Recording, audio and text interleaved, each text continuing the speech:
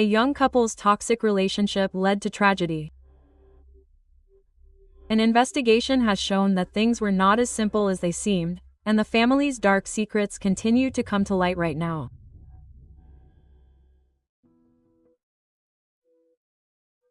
Larza was born on September 11, 1998, in Gualeguaychú, Argentina, a city of about 100,000 people.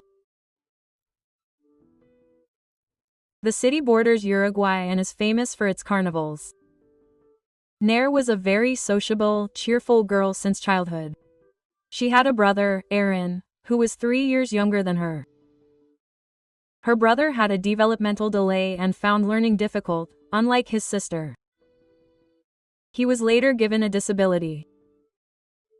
Nair did well at school and learned languages easily. Their family was exemplary, strong, and happy. There was always perfect order at home. Her mother taught her children to be clean from childhood. Nair was obsessed with cleaning, order, and washing her hands. Her father was a police officer. The parents were not strict, on the contrary, they spoiled the children very much. Nair dreamed of becoming a lawyer, and after finishing school she entered the university in the Faculty of Law. The girl loved sports and went to training and massage every day to maintain an ideal figure. Nair had many girlfriends with whom they went to parties. In 2012, at the age of 14, she met 15-year-old Fernando Posterizo at a bowling alley.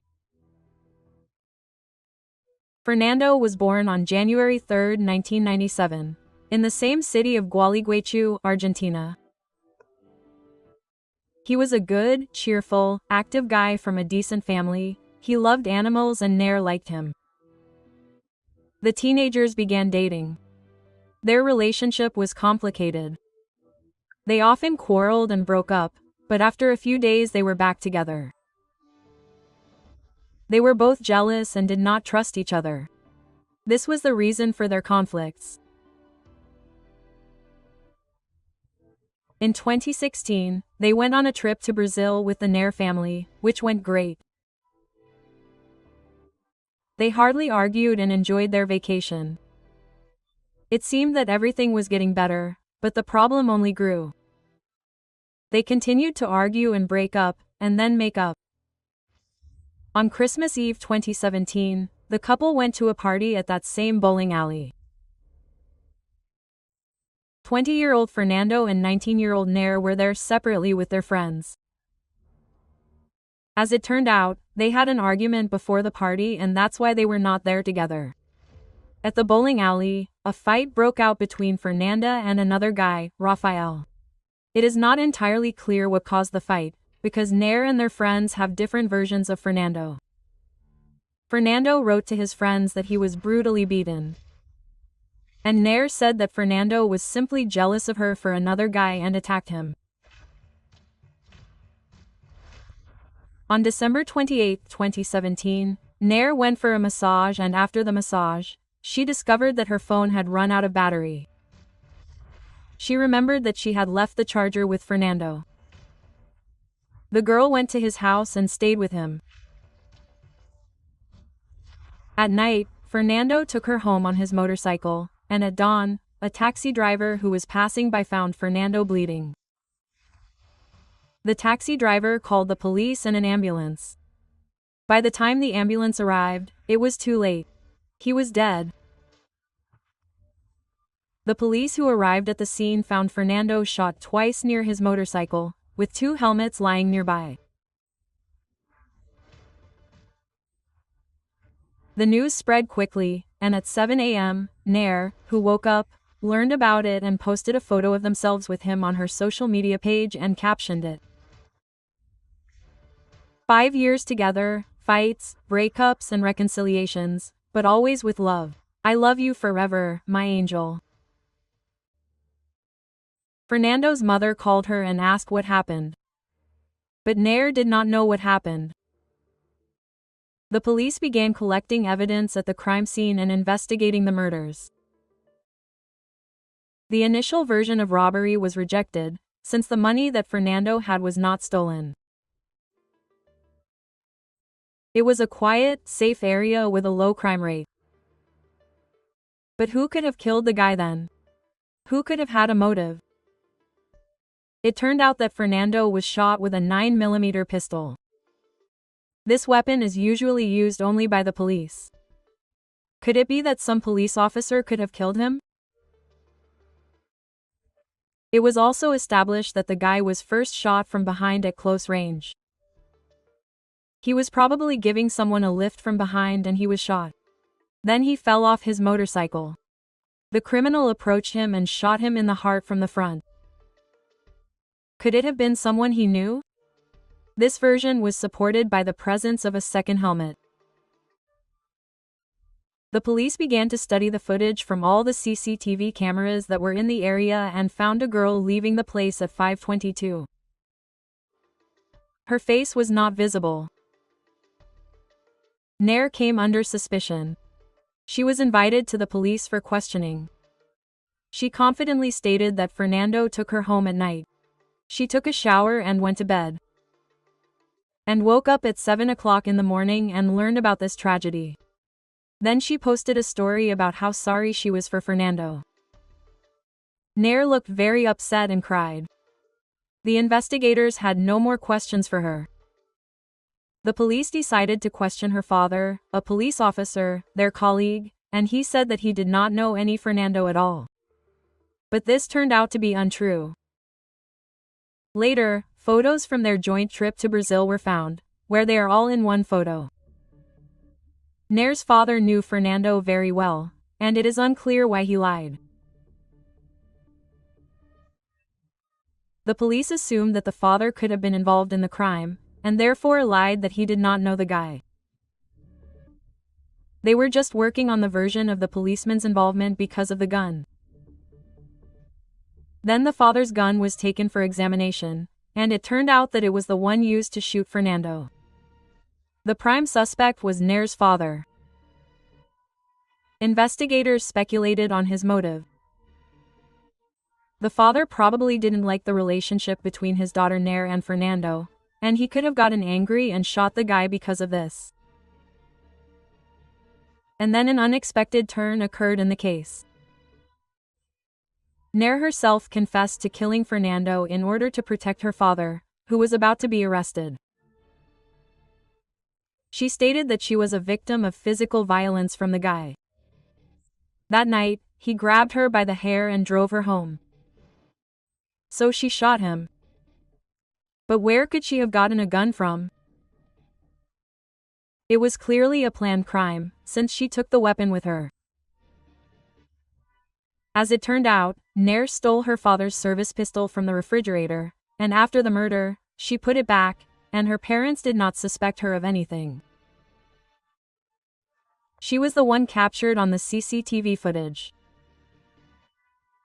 The police asked her why she ran away and tried to cover her tracks.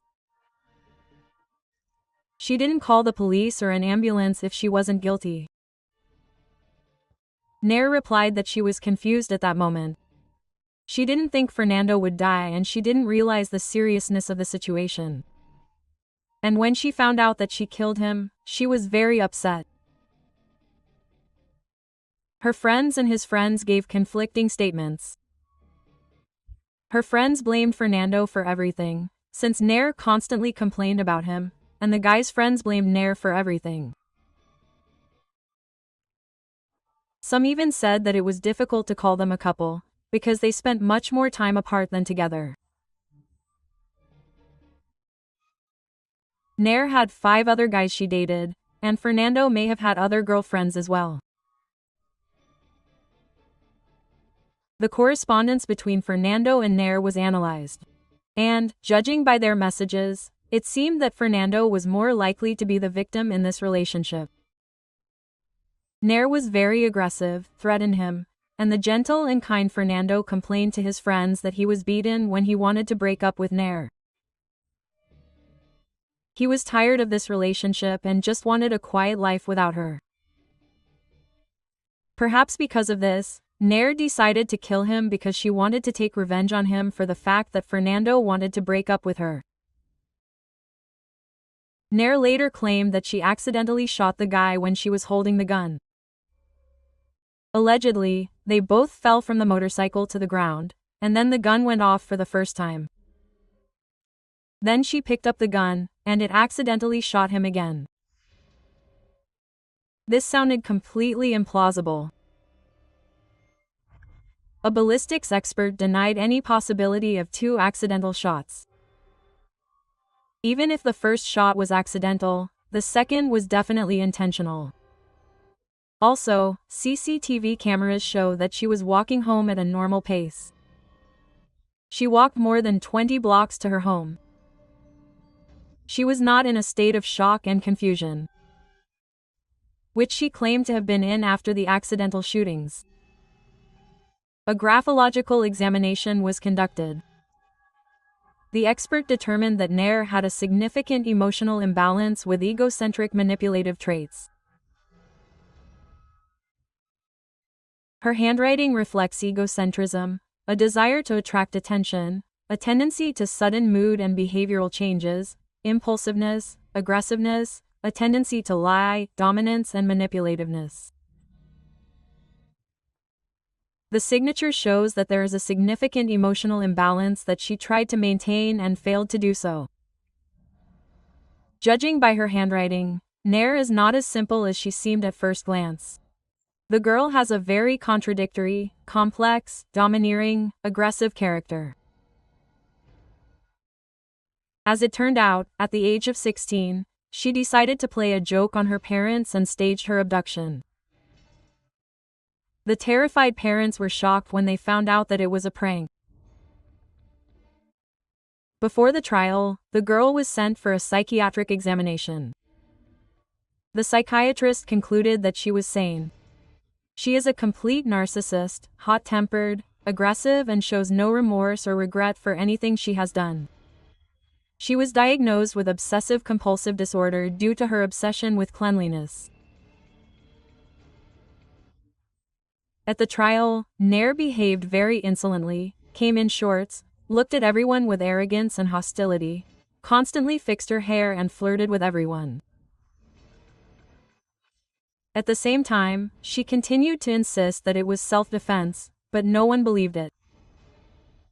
The girl's mother defended her, and her father later disowned his daughter.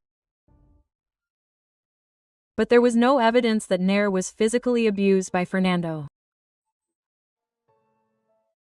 The prosecution voiced its version of what happened. Around 2 a.m., Fernando took the girl home. When they arrived, they entered Nair's house and argued there for about 2 hours. Fernando wanted to break up with her, but she was against it. The girl quietly took her father's gun, and they drove off somewhere.